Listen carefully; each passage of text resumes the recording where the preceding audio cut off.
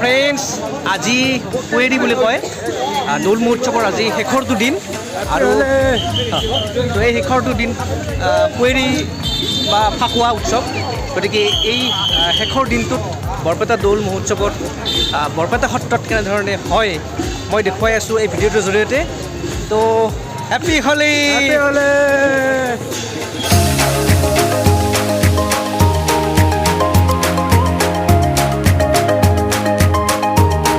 দৌল হৈছে এক সৰ্বভাৰতীয় আনন্দৰ উৎসৱ। অসমৰ ভিতৰতে বৰপেটাৰ দৌল মহোৎসৱ এক আকৰ্ষণীয় আনন্দৰ মহোৎসৱ।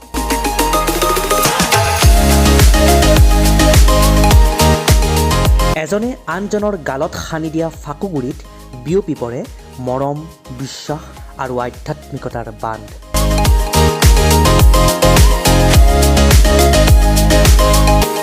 বৰপেটা দৌল মহোৎসৱ বৰপেটা সত্ৰত বা বৰপেটাবাসীয়ে কেনেদৰে খেলে তো চাই থাকক মোৰ ভিডিঅ'টোৰ জৰিয়তে।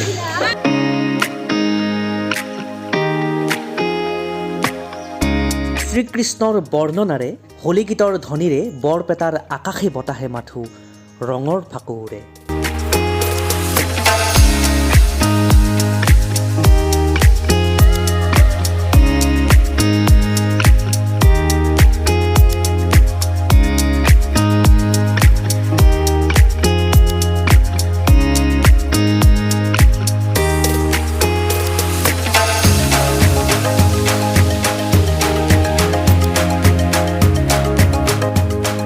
ভৰদৌলৰ পিছদিনাখনেই সুৱেৰী দৌল গোবিন্দ আৰু কলীয়া ঠাকুৰ বিগ্ৰহক ক্ষণ অনুসৰি ফুৰিবলৈ যোৱাৰ প্ৰথাৰ পৰাই সুৱেৰী শব্দটো প্ৰচলন হৈছিল।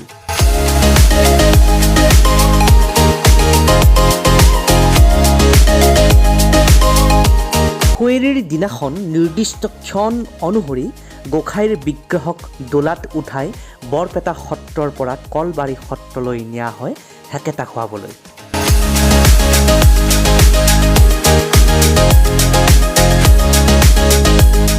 আচলতে ঘুনুচা যাত্ৰাৰ কাহিনীক কেন্দ্ৰ কৰিয়ে আৰম্ভ হয় দৌল মহোৎসৱ।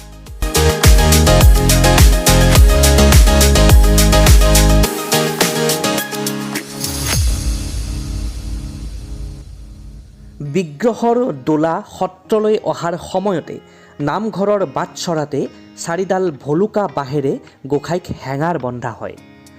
গোসাঁইৰ ফলীয়া ভকতসকলে বাঁহ ভাঙি সত্ৰৰ চৌহদত প্ৰৱেশ কৰে। এইটোৱে হ'ল বাঁহ ভঙা অনুষ্ঠান।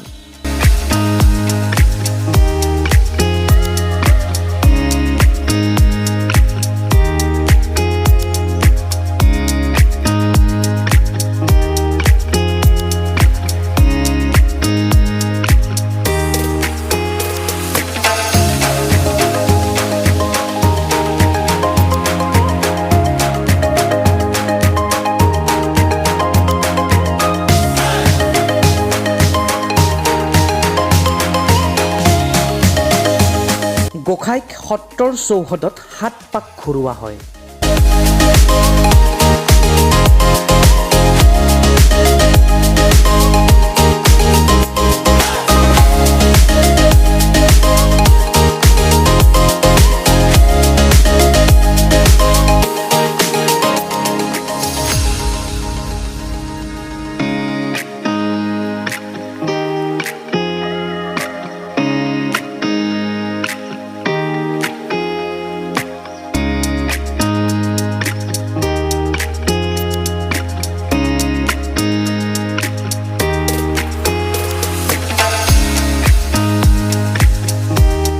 ইন্দ্ৰদুম্য ৰজাৰ জীয়ৰী ঘুনুচাৰ বাৰীত প্ৰেমত মগ্ন হৈ শ্ৰীকৃষ্ণই 7 দিন কটোৱাৰ অভিযোগত বোল বোলনিৰ শেষ বিচাৰ আৰম্ভ হয় আৰু এই বিচাৰত শ্ৰীকৃষ্ণই 300 টকাৰ দৰকৰ দি লক্ষ্মীৰ গৃহত প্ৰৱেশৰ অনুমতি পায়।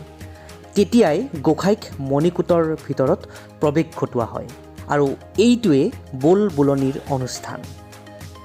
আৰু এনেদৰেই অন্ত পৰে বৰপেটা দৌল মহোৎসৱৰ।